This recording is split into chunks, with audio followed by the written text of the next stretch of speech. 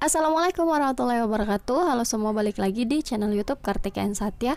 Jadi ya, di video kali ini aku mau ngasih lagi latihan soal seputar SKB perawat. Nah, di video kali ini aku ngebahas tentang soal kasus keperawatan jiwa, karena ini adalah salah satu requestan dari kalian dan aku baca semua yang ada di kolom komentar gitu. Misalnya kalian, "Kak, next aku mau soal ini Kak," kalian komen aja di bawah ya. Insya Allah kalau aku bisa pasti aku akan buatin untuk kalian, tuh demi kalian. Tapi ya, sebelum lanjut, bagi teman-teman yang belum subscribe, silahkan subscribe dulu. Kenapa? Kalau kalian subscribe, aku tuh tambah semangat untuk buat video yang kayak gini yang insya Allah bisa bermanfaat. Dan kalian jangan lupa juga follow Instagram aku, karena biasanya di Instagram aku selalu update sesuatu yang terbaru, baik itu seputar CPNS dan lainnya gitu. Jadi ya, semoga kalian bisa dapat informasi yang terbaru kalau kalian follow Instagram aku. Jadi jangan lupa di follow ya.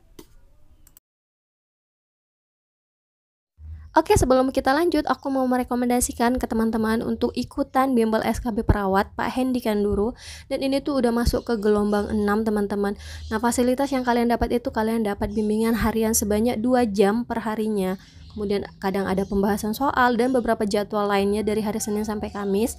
Dan tryout itu diadakan di hari Jumat gitu. Jadi selama periode 1 bulan kalian dapat tryout sebanyak 4 kali. Kemudian ada tips and trick dalam menjawab soal, karena kalian udah tahu ya, dosennya adalah Pak Hendy Kanduru. Beliau sudah berkompeten di bidang keperawatan gitu, baik itu UKOM, soal-soal CPNS tuh, karena ya beliau mengambil pengalaman dari beberapa tahun yang lalu dan diaplikasikan di bimbel ini kayak gitu. Jadi buruan langsung daftar, klik link yang ada di description box. Dan kalian juga bisa memaksimalkannya dengan membeli Kapita Selecta materi SKB perawat. Ini tuh isinya 1000 soal dan pembahasan beserta materi. Dan ini tuh berlaku karena di soal SKB itu 70% adalah soal tentang keperawatan gitu. Jadi kalian bisa belajar banyak dengan 1000 soal yang ada di Kapita Selecta ini. Harganya murah banget, cuma 150.000. Kalau kalian mau daftar, tinggal klik link yang ada di deskripsi.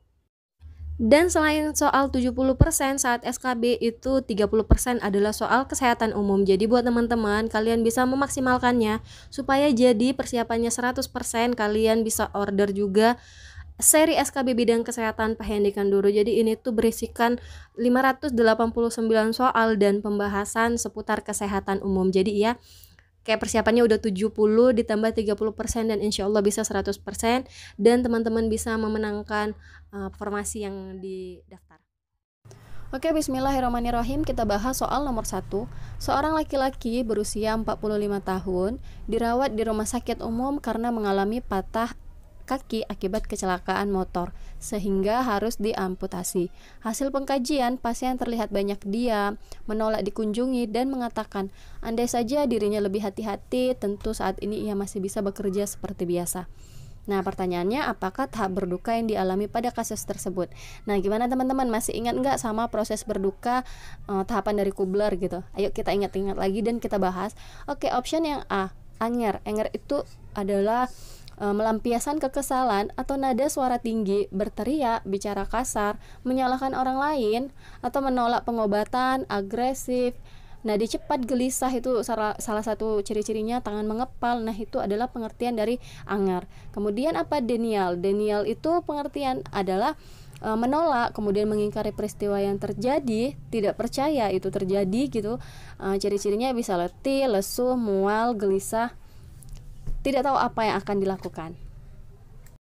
Nah, sedangkan depresi itu adalah menolak makan dan bicara, menyatakan putus asa dan tidak berharga. Ciri-cirinya bisa susah tidur, letih. Kemudian D, bargaining. Nah, bargaining ini adalah berusaha kembali ke masa lalu.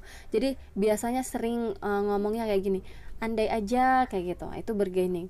Kemudian C, acceptance, itu adalah menerima kenyataan kehilangan gitu. Jadi itu udah kayak tahap akhir, ya udah menerima, ikhlas.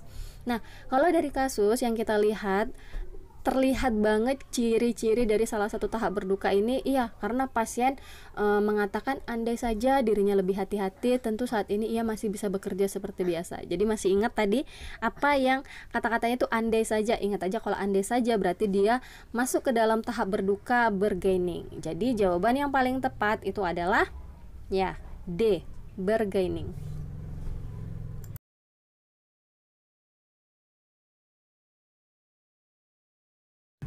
Oke, kita lanjut ke soal nomor 2.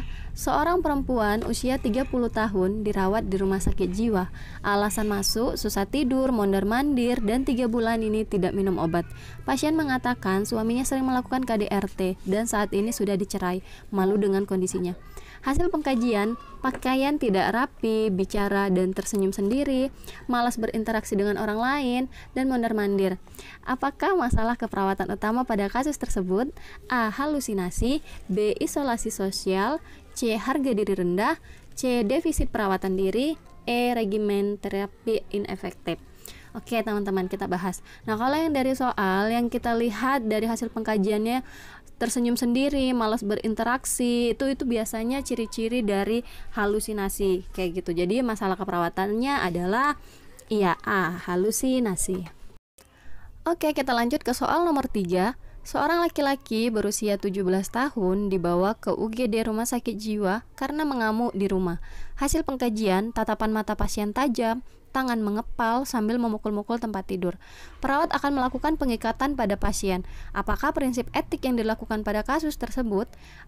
Oke teman-teman, nah biasanya pasien gangguan jiwa ini dikelompokkan jadi satu karena rentan mengalami pelanggaran hak asasi manusia. Nah, itu sebabnya adalah prinsip etik ini.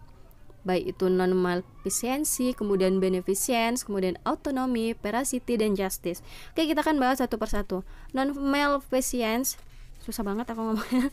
Ini adalah tidak melakukan tindakan yang merugikan. Kemudian beneficence itu adalah setiap tindakan bermanfaat bagi pasien dan keluarga. Kemudian autonomy, tidak boleh memaksakan suatu tindakan pada pasien. Kemudian veracity mengatakan sejujurnya tentang apa yang dialami pasien. Kemudian justice harus mampu berlaku adil pada pasien. Nah, kalau yang dari kasus yang kita lihat, dia ini kan udah memukul-mukul tempat tidur, artinya dia membahayakan dirinya sendiri dan lingkungan gitu. Jadi perawat harus mengambil tindakan pengikatan karena untuk menyelamatkan dirinya dan sekelilingnya gitu. Maka jawaban yang paling tepat ada di A. Non-malfeasance, tidak melakukan tindakan yang merugikan.